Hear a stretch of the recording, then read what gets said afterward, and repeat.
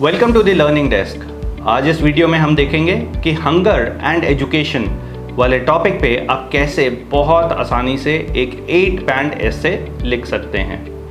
As always सभी videos में हम आपको कुछ टिप्स देंगे, ट्रिक्स देंगे, जिनसे कि आप जो अपना राइटिंग वाला आइल्स का पार्ट है उसको बहुत आसानी से क्रैक कर पाएंगे। ये टॉपिक बहुत ज़्यादा यूजुअल नहीं है, बहुत कम आता है, पर अगर आ जाए तो थोड़ा ट्रिकी है क्योंकि इतना कॉमन नहीं है। पिछले कुछ महीनों में ये कई बार आया है, इसीलिए हम इस वीडियो को बना रहे हैं। टॉपिक को देखते हैं ध्यान से एंड फिर समझते हैं कि हम इसमें क्या लिख सकते हैं। टॉपिक आपके सामने है, आपकी स्क्रीन पे, इसको समझ लेते हैं। सबसे पहले हम जो हमारा टॉपिक है उसको समझते हैं। यहाँ पे दो चीज़ें की जा रही हैं कि हंगर को टैकल करने के लिए वर्ल्ड वाइड क्या किया जा सकता है। कुछ लोग सोचते हैं कि एजुकेशन इज़ द वे, यानी अगर एजुकेशन को बढ़िया किया जाए तो उससे जो हंगर की प्रॉब्लम है, जो भुखमरी की प्रॉब्लम है देश की, इन वर्ल्ड की, उसे रिड्यूस किया जा सकता है।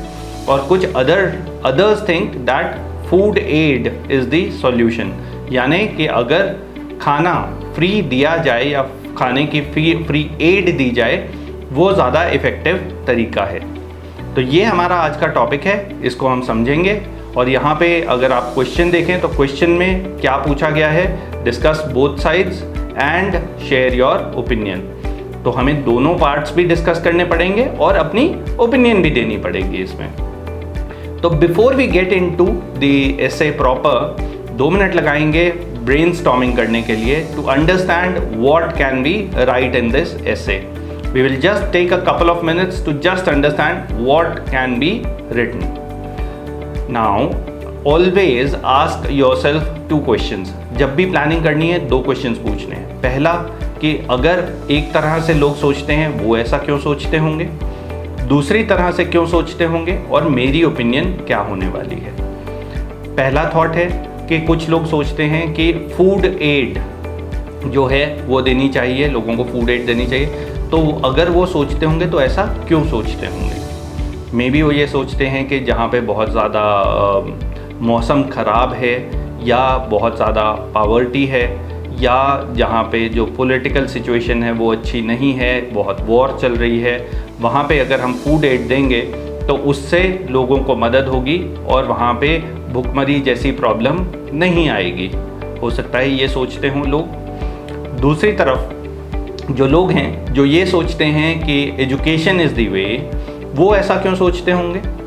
मे बी वो इसलिए ऐसा सोचते हैं कि एक बार अगर आपने किसी को एजुकेट किया तो वो उसको जॉब मिलने में आसानी होगी, और अगर जॉब मिलेगी तो वो कमा सकेंगे और अपनी फैमिली को फीड भी कर पाएंगे।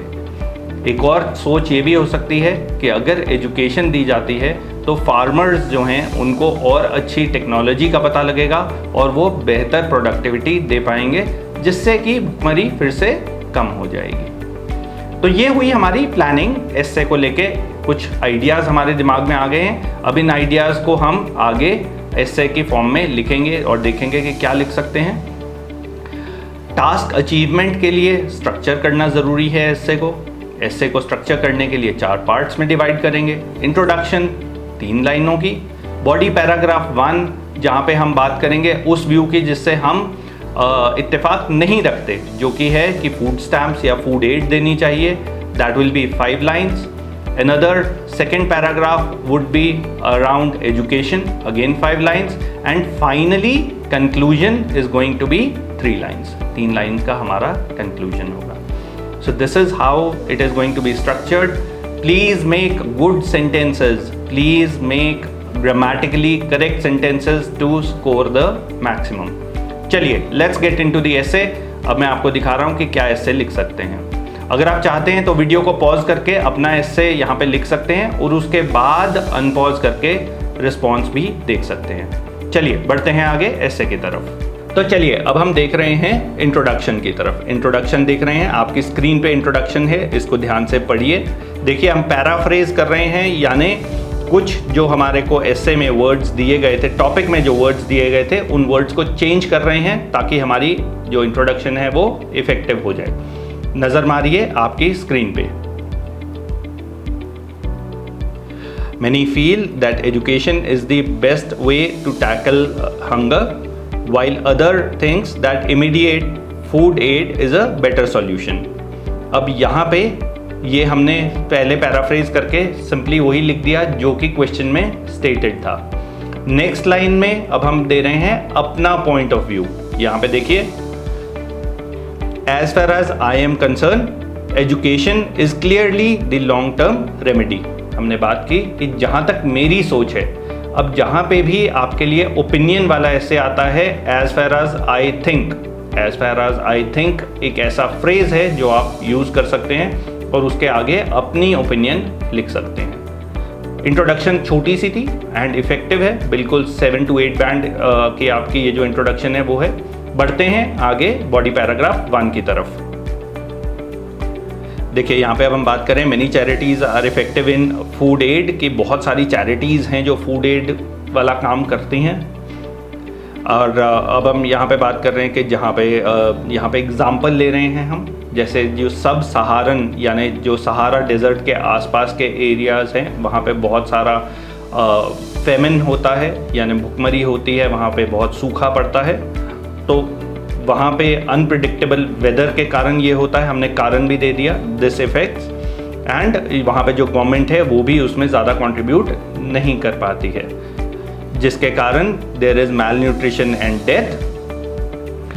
सो in such conditions food aid is important and will address the symptoms. हमने यहाँ बात की कि यहाँ पे फूड एड इम्पॉर्टेंट हो सकती है।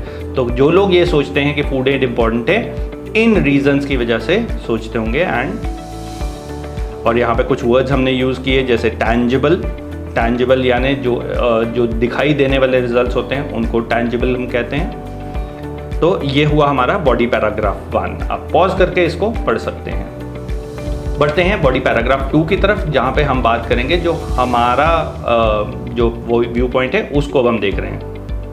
अब यहाँ पे पहली लाइन को बहुत ध्यान से देखिएगा। यहाँ पे हम कह रहे हैं ऑल्दो एक बहुत अच्छा वर्ड है क्योंकि ये कनेक्टिंग वर्ड होता है एंड इसके लिए आपको एक्स्ट्रा पॉइंट्स मिल सकते हैं ग्रामर में।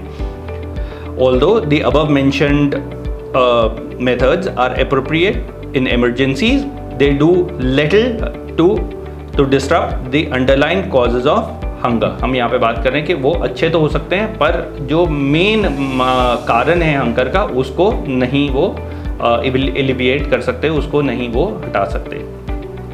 तो हम यहाँ पे बात कर रहे हैं जो हमने डिस्कस किया था कि एजुकेशन अगर आप देंगे तो बहुत जो अनएम्प्लॉयमेंट है वो दूर हो जाएगी, जो एजुकेटेड बंदा है उसको जॉब मिल जाएगी और वो अपनी फैमिली को भी सपोर्ट कर पाएगा और उनको फीड भी कर पाएगा। देखिए, और सेकंड लाइन में हम मेंशन कर रहे हैं, सेकंड एग्जांपल हम मेंशन कर रहे हैं फार्मर्स का, जो हमने डिस्कस किया था कि they will be able to develop better agricultural methods. And final line में हमने फिर से यही लिख दिया, if citizens have good jobs there is a little threat of hunger, यानी अगर अच्छी जॉब होगी तो उन्हें भूखों नहीं मरना पड़ेगा।